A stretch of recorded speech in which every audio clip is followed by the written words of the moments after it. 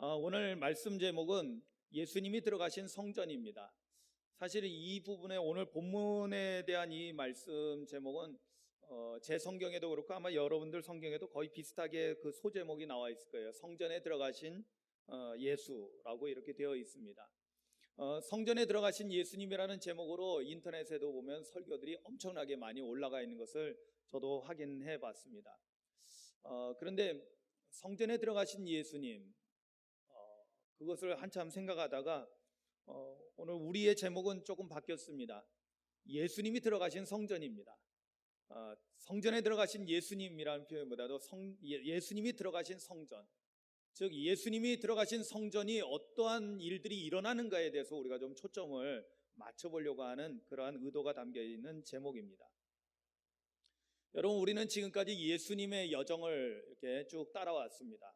갈릴리 지역에서 주로 활동하시던 예수님께서 이제 갈릴리 지역을 떠나셔서 여리고를 지나서 그리고 드디어 예루살렘에 지난주에 우리 말씀을 통해서 봤듯이 예루살렘에 어린 나귀를 타시고 입성하셨습니다.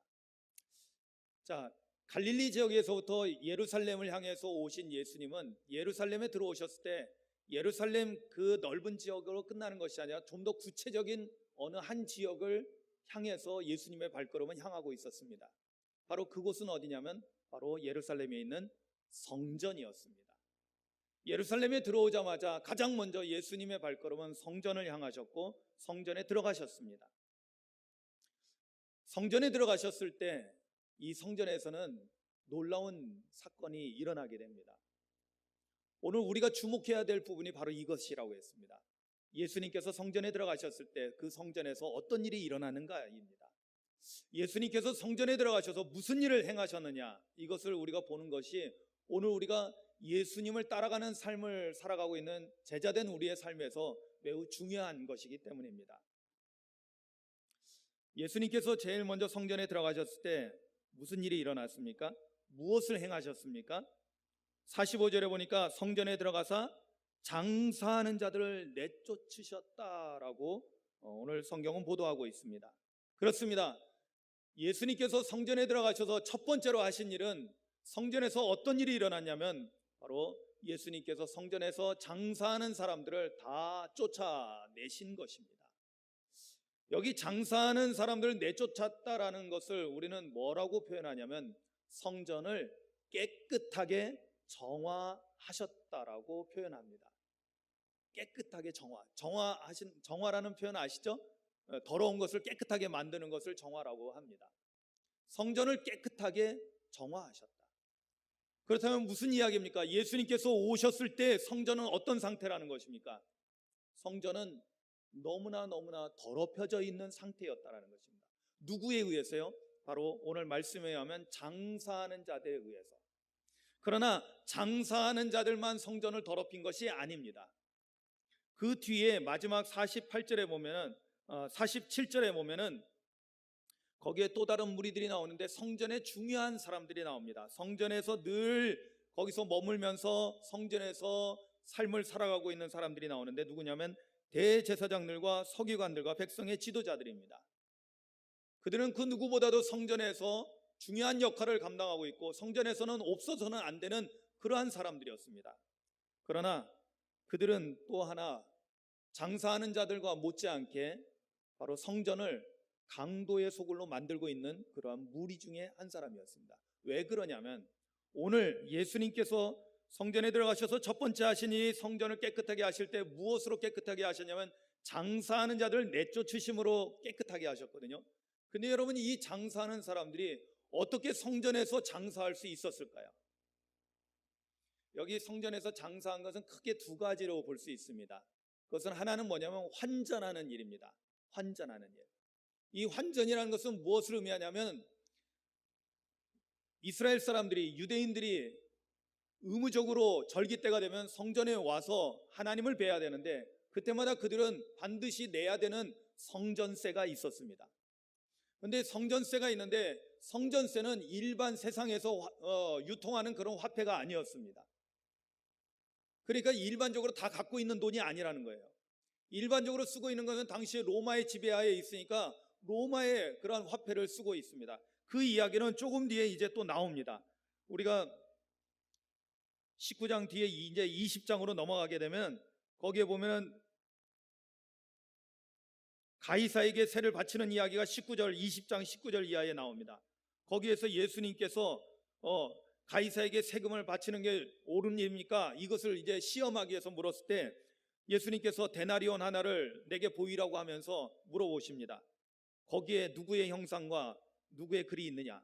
가이사의 것이 있습니다. 그때 예수님께서 하신 유명한 말씀이 있죠. 뭐라고 하셨어요? 가이사의 것은 가이사에게로, 그리고 하나님의 것은 하나님께 바쳐라. 이 말씀 속에서 일반적으로 사람들은 자신들이 가지고 있는 화폐가 뭐예요? 데나리온, 바로 로마에서 통용하고 있는 그런 화폐를 가지고 있었던 것입니다. 그런데 성전에 오면은 그 돈을 낼 수 있어요? 없어요? 못 냅니다.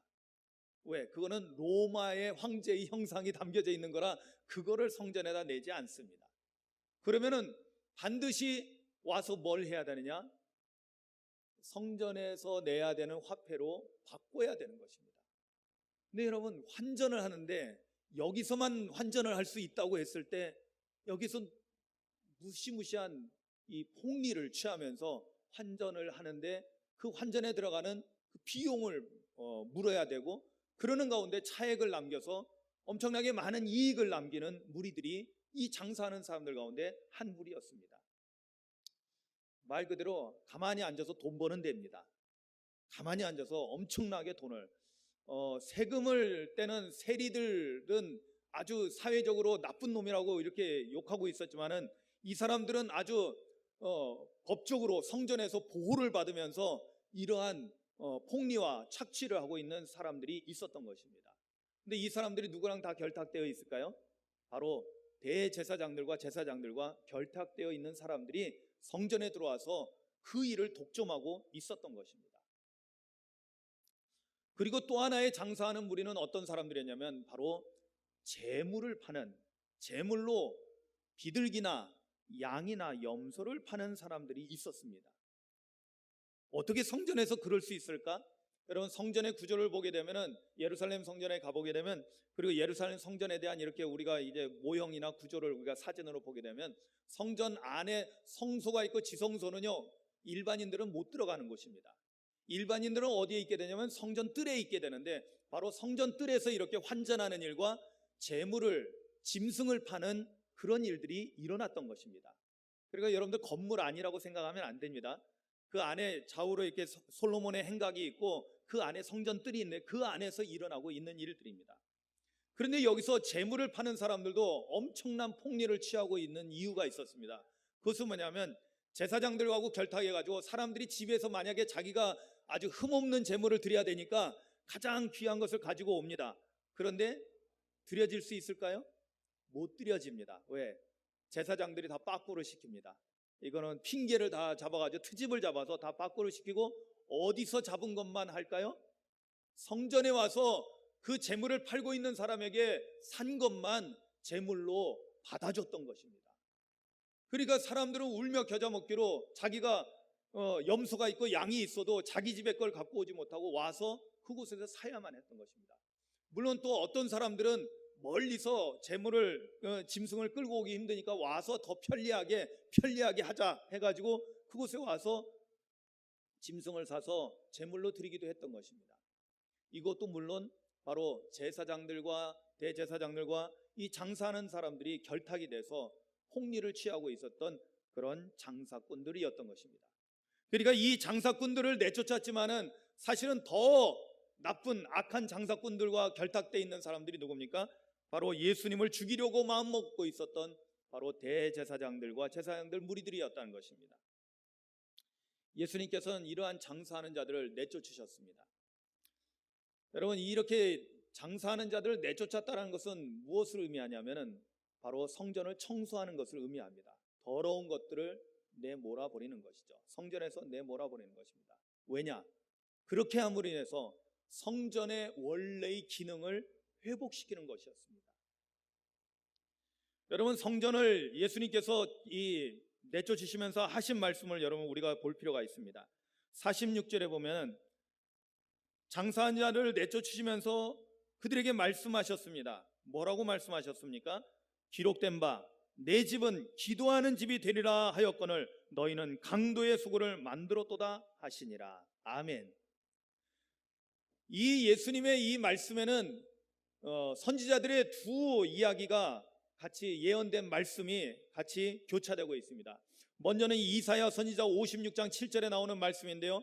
내가 곧 그들을 나의 성산으로 인도하여 기도하는 내 집에서 그들을 기쁘게 할 것이며 그들의 번제와 희생을 나의 제단에서 기꺼이 받게 되리니. 할렐루야.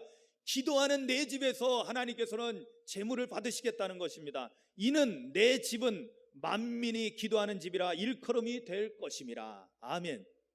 성전에 대해서 이미 하나님께서는 이사야 선지자를 통해서 선포하셨던 거예요. 내 집은 기도하는 집이다.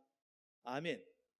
여러분, 이 기도하는 집이라고 했을 때 우리가 조금 조심해야 될 게 있어요. 뭐냐면 우리가 번역은 기도하는 집이라고 되어 있지만 이건 단순히 기도만을 의미하는 것이 아니라 보다 넓은 의미에서는 예배를 의미하는 것입니다. 하나님 앞에 예배하고 제사 드리는 것을 의미하는 거예요. 그리고 보다 본질적인 것은 기도한다, 예배한다라는 것은 무엇을 의미할까요? 바로 하나님을 만나고 하나님의 백성들이 하나님을 만나고 하나님과 친밀한 교제를 하는 것을 의미하는 것입니다. 아멘. 이것이 성전의 가장 기본적인 본질입니다. 여러분, 성전에 앞서서 있었던 성막을 여러분들 기억해 보시기 바랍니다. 하나님께서 모세를 통해서 처음 성막을 지으라고 하셨을 때 성막에 또 다른 이름들이 있었습니다. 그 중에 가장 우리가 기억해야 될 중요한 이름이 있는데 그것은 다름 아니라 회막이라는 이름입니다. 회막. 여러분, 이 회막은 오늘날 교회 할 때 그 회자하고 같은 의미를 갖습니다. 회막은 뭐냐면 모일회, 만난다라는 의미를 가지고 있는 뜻을 가지고 있습니다. 즉 만남의 장막이라는 뜻입니다. 누구와 누가 만나요? 바로 하나님과 하나님의 거룩한 백성이 만나는 장소가 바로 회막이었던 것입니다. 그 기능이 바로 건물로 바뀌었지만 천막이 건물로 바뀌었을 뿐 그 본질은 뭐냐? 바로 하나님과 하나님의 백성이 만나는 거예요. 무엇을 매개로 해서 만날까요? 예배를 통해서, 제사를 통해서 하나님을 만나는 것이었습니다. 그런데 장사하는 사람들의 목적은 뭘까요? 여러분, 장사는 왜 합니까? 뭐 하려고 합니까? 장사를 하나님 만나려고 장사하는 사람은 없습니다. 장사하는 이유는 이문을 남기기 위해서 장사를 하는 것입니다. 세상 가운데서는 그것이 가능합니다. 세상에서는 우리 믿는 사람들도 장사할 수 있습니다. 당연히 해야죠. 직업 중에 하나입니다. 장사합니다. 그런데 장사의 목적은 이문을 남기는 것입니다. 물건을 팔아서 거기서 차익을 통해서 이익을 남기는 거예요. 그래서 우리가 먹고 사는 거죠. 그런데 문제는 뭐예요? 성전에 와서 장사하는 것이 문제였죠. 왜냐? 성전에 와서 우리가 성전은 특별한 기능이 있는 것입니다. 특별한 목적이 있는 것입니다. 아멘이죠. 여러분, 우리가 음식점에 왜 갑니까? 음식점에 왜 가요? 뭘 먹으러 가는 거잖아요. 극장에 왜 갑니까? 영화 보러 가는 것입니다. 아멘이죠. 여러분, 교회에 왜 오십니까? 밥 먹으러 오십니까? 아니지 않습니까? 교회는 하나님께 예배드리기 위해서 오는 곳입니다. 그게 가장 본질적인 것입니다. 그 다음에 일어나는 것은 다 다음 문제이고 가장 중요한 것은 하나님께 예배하는 것, 하나님께 제사 드리는 것이었습니다. 그런데 장사하는 사람들의 목적은 뭘까요? 아까 말씀드렸듯이 돈 버는 게 목적입니다. 이들은 성전에 있지만 이들은 예배자가 아닙니다. 이들은 하나님께 제사하는 게 목적이 아닙니다. 하나님에 대한 관심 없습니다. 뭐에 관심이 있습니까? 돈 많이 버는 데 관심이 있었습니다. 이것은 결국에는 뭘 의미하냐면 하나님께 예배한다는 것은 하나님만을 높여드리는 거라고 우리가 시작할 때 말씀드렸어요. 그것은 뭐냐면 우리의 모든 영광을 하나님께 돌려드리는 거예요. 모든 영광을 하나님께 올려드리는 것입니다. 그런데 장사하는 자들은 뭘 할까요? 우리 이 사자성어가 있어요. 이런 사람들에게 딱 해당되는 뭐냐면 사리사욕을 채우는 거예요. 사리사욕. 사리사욕은 뭐예요? 다 개인의 자기의 이익과 자기의 욕망을 채우는 거예요. 장사하는 자들은 하나님께 영광 돌리는 거, 그거는 말로만이지 그들의 목적은 딴 데 있었던 거예요. 예수님은 그것을 간파하셨기 때문에 이들이 성전에서 장사하는 행위를 용납하지 않으시고 다 내쫓으셨던 것입니다. 아마 이것 때문에 대제사장들은 예수님에 대해서 더욱더 살의를 품었을 거예요. 죽이려고 하는 마음이. 왜냐하면 자기들에게 이익이 돌아오는 걸 다 끊어버렸거든요.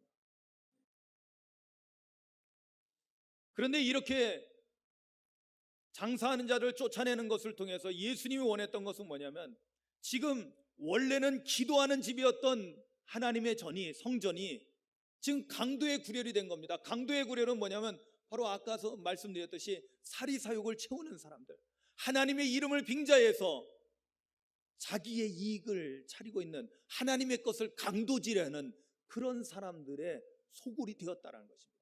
그런데 예수님께서 장사하는 자들을 쫓아내셨다는 것은, 이렇게 성전을 정화시켰다는 것은 무엇을 의미하느냐?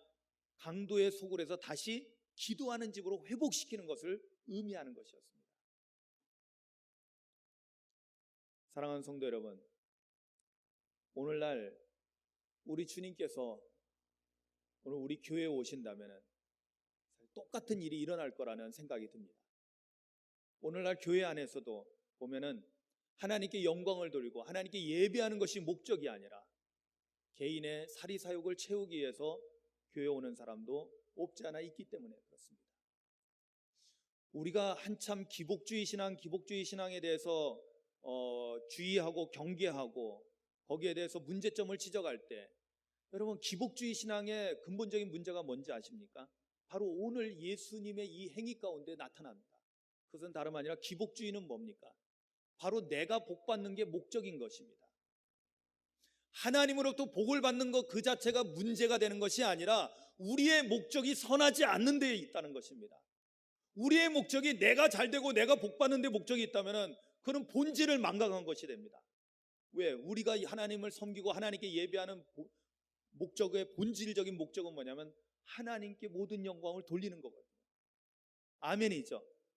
그런데 그것이 변질돼가지고, 그것이 변질돼서 내가 잘 먹고 잘 사는 것, 내가 잘 되는 것, 내가 출세하는 것, 내가 돈 많이 버는 것. 여러분, 우리가 장사하는 행위를 하지 않았지만 그러나 그 안에는 똑같은 사리사욕의 그러한 악한 의도가 자리 잡고 있다는 것입니다. 저는 예수님께서 일단 장사하는 자들을 쫓아냈다라고 했지만은 말씀을 쭉 보면서 마지막 뒤로 가면서 깜짝 놀랐어요. 왜냐하면 일단 눈에 보이는 장사하는 자들을 내쫓으셨지만은 그 사리사욕을 취하는 가장 아주 원흉이라고 할 수 있는 사람들이 그대로 성전에 남아있더라고요. 그리고 그들은 결국에는 예수님을 십자가에 매달아 못 박아 죽이는 그러한 주범들이 됐던 것입니다. 그들이 누구냐? 바로 대제사장들, 서기관들이었어요. 제가 이 말씀 보면서 두렵고 떨립니다. 왜냐하면 오늘날 예수님이 이 땅에 오셔서 교회를 만약에 정화시킨다면은 오늘날 예수님을 또다시 못 박을 사람들이 누구냐면, 제가 볼 때 목사님, 장로님들이에요.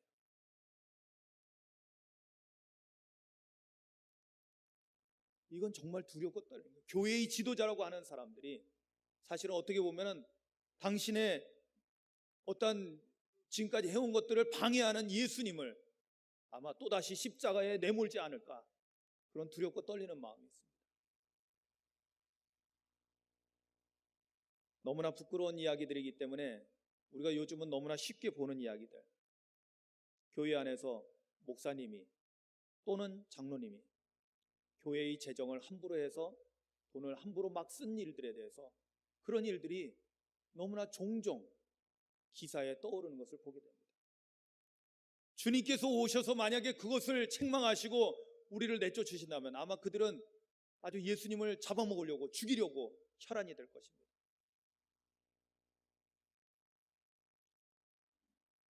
사랑하는 성도 여러분, 예수님께서 성전에서 행하신 일의 의미가 뭔지 깨닫기를 주님의 이름으로 축원합니다. 주님은 성전이, 하나님의 집이 원래의 기능으로 회복되기를 원하셨던 것입니다. 그것이 뭐예요? 기도하는 집이 되기를 원하셨다는 거죠. 이렇게 하신 다음에 주님께서 그 다음에 하신 일을 우리가 또 주목해 볼 필요가 있습니다. 예수님께서 45절 46절에 이렇게 장사하는 자를 내쫓으신 다음에 그 다음에는 예수님이 무슨 일을 하셨습니까? 어떤 일을 성전에서 행하셨습니까? 47절에 보니까 예수께서 날마다 성전에서 가르치시니. 아멘. 여기에 하나님의 집 성전에서 행해져야 될 것이 무엇인가를 오늘 우리에게 알려주는 귀한 근거가 나옵니다. 그것은 뭐냐면 하나님의 백성들을 가르치는 일을 해야 한다는 것입니다.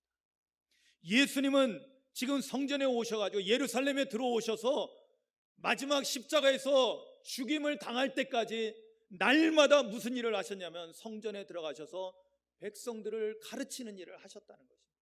할렐루야. 그렇다면 오늘날 교회에서도 오늘날의 교회 성전이라고 말할 수 있는 교회에서도 무슨 일이 날마다 이루어져야 될까요? 바로 가르치는 일이 멈추지 않고 계속되어져야 한다는 것입니다. 아멘들 하셔요. 참 요즘 교회를 보면은 정말 탄식이 나옵니다. 제가 지난 주간에 어떤 다른 교회 권사님을 만나서 얘기하다가 그 교회는 여름철에 뭐 합니까? 물어봤더니 여름철에 이렇게 딱 한마디로 하시더라고요. 아무것도 안 합니다. 왜?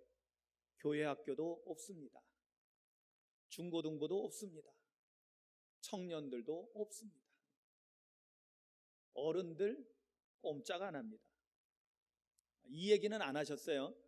그런데 목사님이 어른들하고는 뭘 하질 않는다는 거죠. 그래서 아무것도 안 합니다 라고 이야기하는 것을 들었어요. 마음이 몹시 아팠어요. 오늘날 교회가 정말 이 여름철에 우리가 예전을 생각하면 얼마나 많은 여름 성경학교 수련회, 어른들부터 어린아이에 이르기까지 이 여름철을 통해서 우리가 은혜 받으려고, 은혜 받기 위해서 여름에는 여름대로, 겨울에는 또 사경회를 하면서 열심히 말씀을 배우고 가르치고 배우는 일에 힘썼던 교회, 오늘날에는 그런 교회의 아름다운 모습이 많이 사라져버립니다. 그러다 보니까 교회가 변질되기 시작하는 거예요. 어떻게 변질되느냐? 교회를 이용해 먹으려고 하는 사람들만 있게 되는 거예요. 물론 아직도 기도하는 분들이 많이 있습니다. 신실한 그리스도인들이 많이 있습니다. 그런데 교회를 어지럽히는 사람들은 누구냐? 결국에는 아까 말씀드린 대로 사리사욕을 채우려고 하는 사람들이 교회를 좀먹고 있다는 거죠. 참 다행인 것은 우리 오산교회는 그래도 이것저것 하려고 애를 씁니다. 그런데 안타깝게도 우리 교회 학교 어린이들 사실 여름 성경학교를 따로 하지 못했습니다. 지방에서 하는 여름 성경학교가 여러 가지 일정이 서로 맞지 않고 그래서 할 수 없었고요.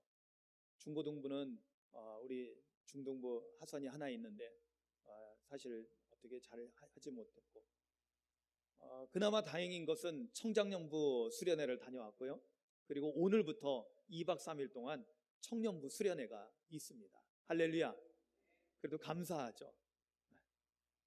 이 강화도 이렇게 지도를 보면 사실은 우리가 서쪽 끄트머리에 있는 교회인데 그래도 청년부가 있고 청년부 수련회를 할 수 있다는 게 얼마나 감사한지요. 그래도 교육이 이루어지고 있습니다. 또 우리가 또 감사한 것은 뭐예요? 우리는 오후에 성령학교를 통해서 다 같이 말씀 공부를 합니다. 할렐루야.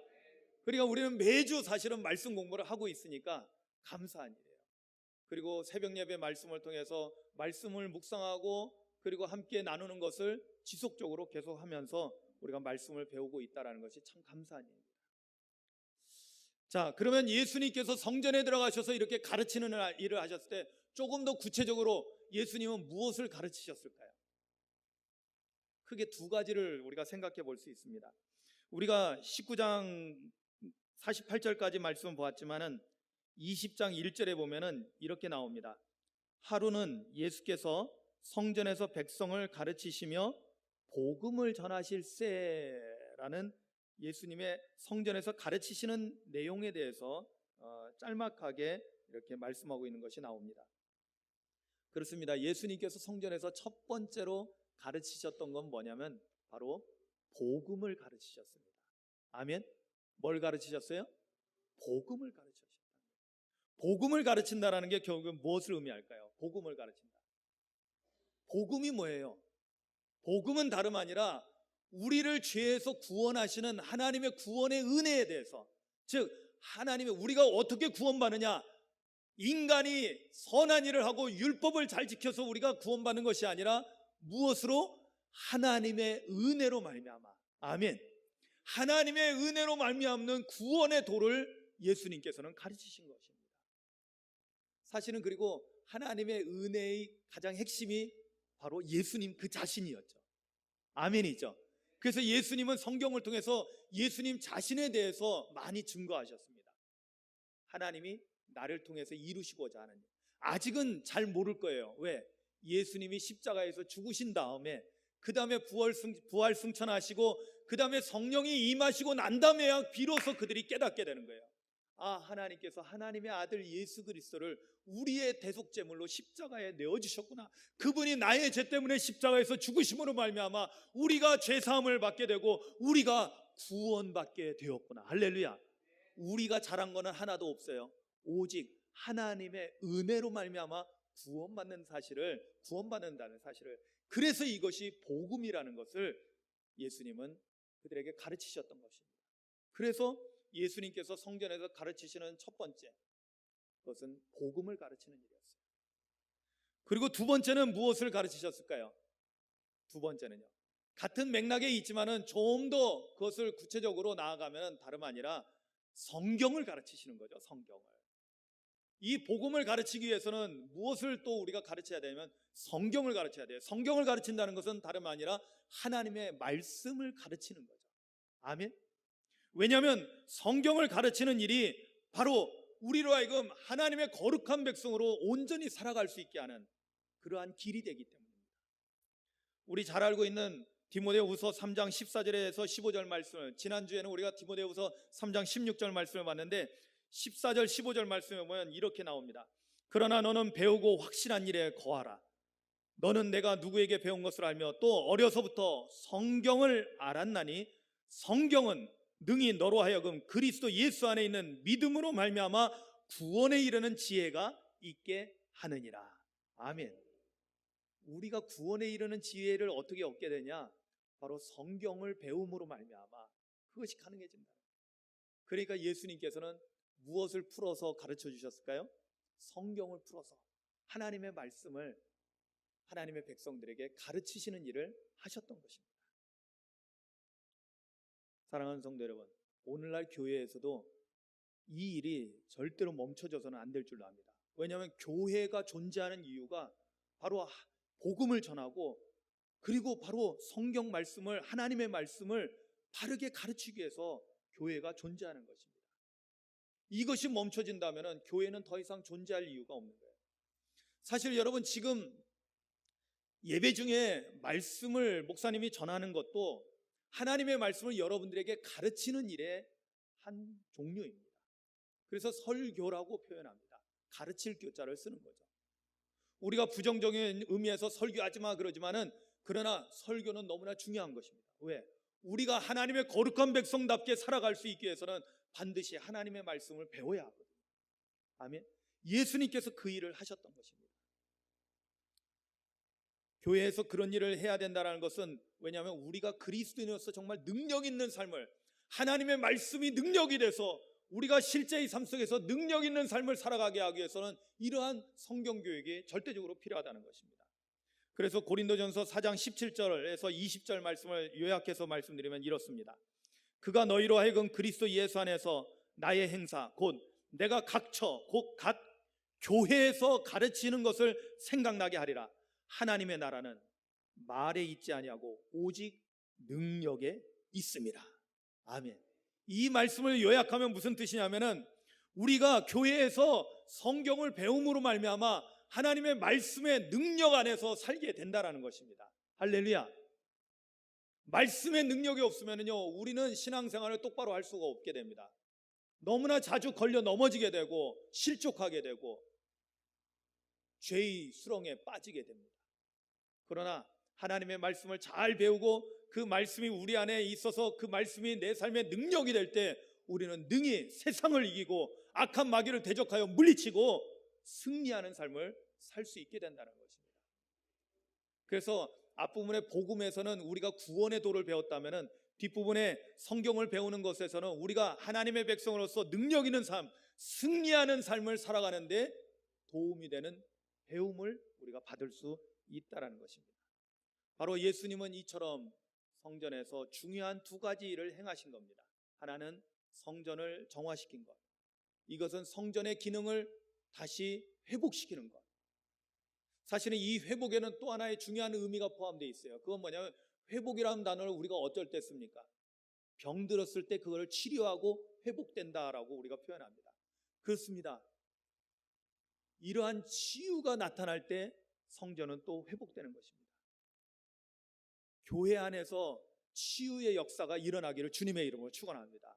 마음의 병, 영혼의 병, 또 심지어는 육신의 질병까지도 치유되는 역사가 오늘 교회 안에서 예수님의 능력으로 말미암아 나타나게 되기를 주님의 이름으로 축원합니다. 그렇다면 여기서 우리가 한 가지 더 나아가야 됩니다. 그것은 뭐냐면 예수님께서 이렇게 성전에서 두 가지 일을 행하셨습니다. 성전을 정화시키는 것, 깨끗하게 정화시키는 것. 그래서 성전을 회복시키는 것, 기도의 집으로 다시 회복시키는 것, 일을 행하셨습니다. 그리고 또 하나는 성전에서 가르치는 일을 하셨습니다.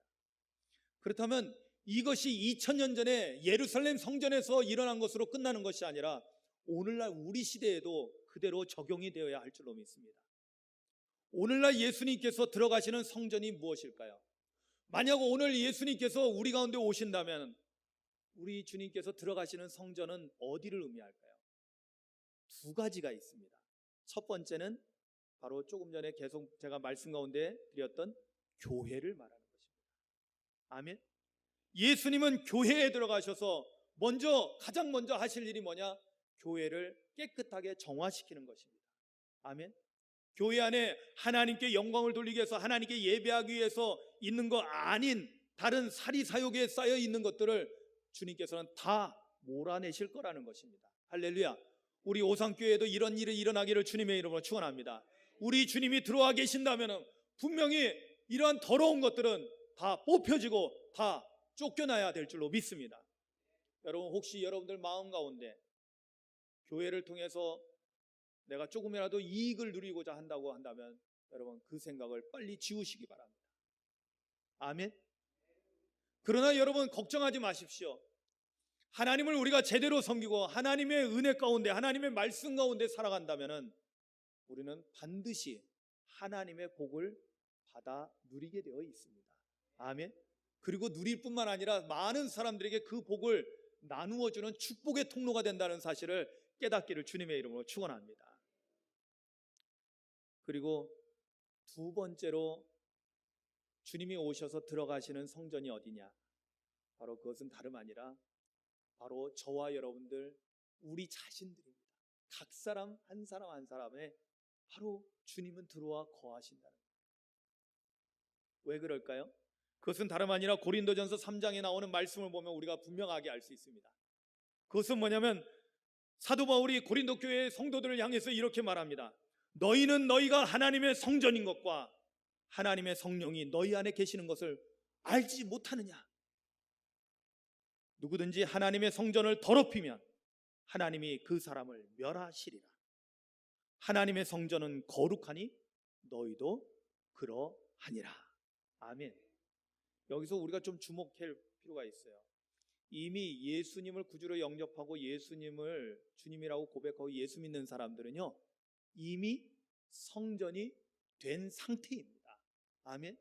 예수님께서 고린도 교회 성도들 향해서 너희는 성전이 되어라가 아니라 너희는 왜 성전인 것을 알지 못하느냐? 너희가 지금 하나님의 성전인 것을 왜 깨닫지 못하느냐고 말씀하고 있는 것입니다. 그렇다면 오늘 우리에게도 마찬가지예요. 여러분, 저와 여러분들은 우리 몸이 하나님의 성전이라는 사실을 분명히 깨달아 알아야만 합니다. 아멘. 여러분 한번 오른손을 들어보십시오. 한번 다 들으십시오. 오른손을 이렇게 드십시오. 오른손 드세요. 오른손을 드시고 가슴을 딱 치면서 나는 하나님의 성전이다. 아멘. 여러분들이 뭐라고요? 그렇습니다. 여러분들은 한 사람 한 사람이 다 하나님의 성전인 것입니다. 왜? 하나님의 영이 우리 안에 들어와 거하시거든요. 여러분, 여러분들 안에 예수님 계십니까? 아멘이죠. 여러분, 예수 믿는다라는 이 표현은 무엇을 의미하냐면 구체적인 행동을 의미하는데, 그것은 뭐냐면 예수님을 구주로 영접해드린 것을 말합니다. 예수 믿는 사람에게는 그 안에 예수님이 들어와 계신 거예요. 아유, 안 보이는데요. 당연히 안 보이죠. 내 마음을 어떻게 봅니까? 그러나 분명한 것은 내가 예수님을 정말로 마음으로 믿고 입으로 시인하면은 이미 예수님은 내 안에 들어와 계십니다. 어떤 형태로요? 영으로서 들어와 계시는 거예요. 그래서 성령이 너희 안에 계시다라고 사도 바울은 선포하는 것입니다. 그러면 성령이 우리 안에 계신다는 것은 성전이 어떤 의미입니까? 하나님이 계시는 그곳이 성전이거든요. 하나님이 머무시는 그곳이 성전입니다. 오늘 하나님이 우리 안에 들어와 계신다면 우리의 몸은 거룩한 성전이 이미 된 것입니다. 할렐루야. 그렇다면 어떻게 해야 되는 거예요? 성전으로서의 삶을 살아야 된다는 거예요. 성전은 거룩한 전입니다. 하나님은 거룩하신 분이기 때문에 우리는 거룩한 사람이에요. 그래서 거룩한 삶을 살아가야 돼요.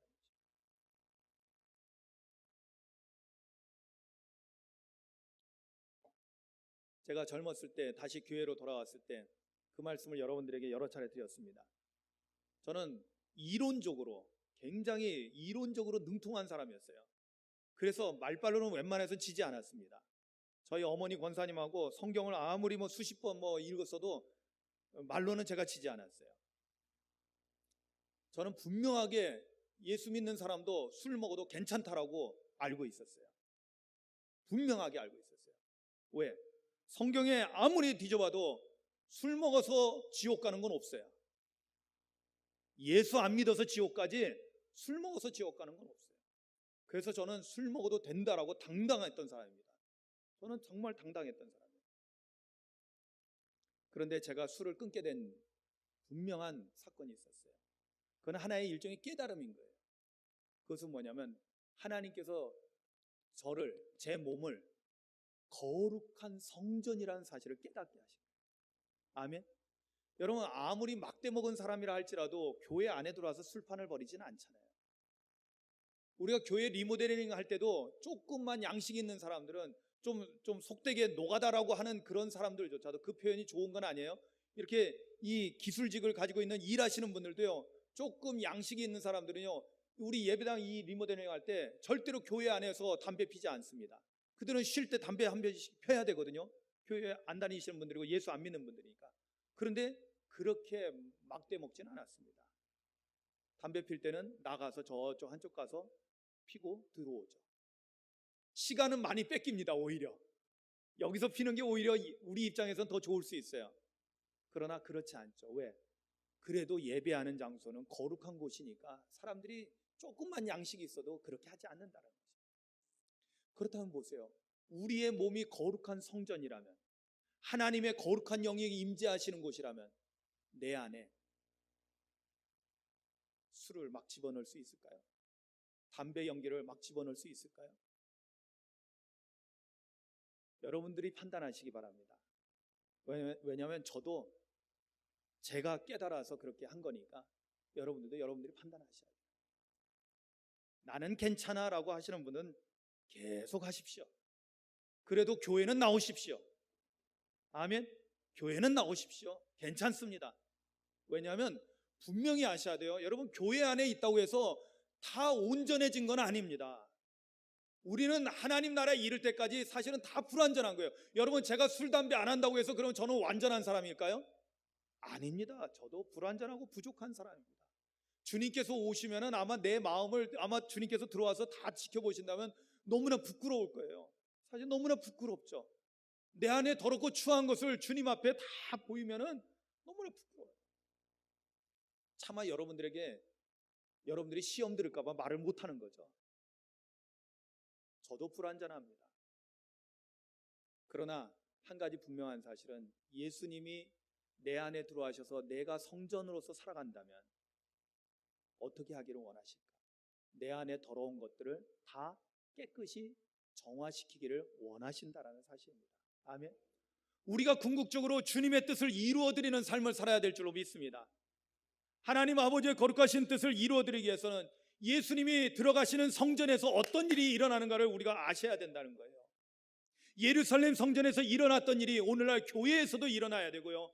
그리고 무엇보다도 우리의 심령 한 사람 한 사람 심령 안에서도 그대로 이루어져야 된다는 것입니다. 아멘. 그래서 우리 안에서 더러운 것들이 다 제거되고 그리고 난 다음에는 하나님의 말씀이 우리 안에 들어와서 깨달아지는 놀라운 그러한 역사가 나타나야 된다. 그렇게 될 때 우리는 하나님 아버지의 뜻을 온전히 깨닫고 그 뜻 가운데 살아가는, 또 무엇보다도 말씀의 능력과 성령의 능력으로서 승리하는 삶을 살아간다는 것을 깨닫기를 주님의 이름으로 축원합니다. 오늘 예수님께서 들어가신 성전이 오늘 본문 말씀에서는 예루살렘 성전이었지만 오늘 말씀을 들으면서 이제는 이 성전이 바로 오늘날 교회가 되고 오늘날 저와 여러분들의 몸이 되시기를, 마음이 되시기를, 심령이 되시기를 주님의 이름으로 축원합니다. 아멘. 이 시간 우리 함께 조용히 눈을 감고 정말로 오늘 말씀을 생각하고 진실한 마음으로 주님께 구합니다. 주님, 오늘 예루살렘에 들어가셨던 예수님께서 예루살렘 성전에 들어가신 것처럼 오늘 우리 교회 가운데 들어오시고 그리고 무엇보다도 내 심령 안에 들어와 계셔서 우리 교회를 깨끗하게 정화시키고 우리의 심령을 깨끗하게 정화시키고 우리 교회가 본질을 회복하고 또한 우리도 하나님의 거룩한 사람으로 회복되는 놀라운 역사가 있게 해달라고, 정말로 주님 내 안에 들어와 계셔서 내 안에 있는 더러운 것들을 다 제거시켜달라고, 오직 주님만이, 거룩하신 주님만이 내 안에 충만하게 해달라고 소망하며 기도합니다.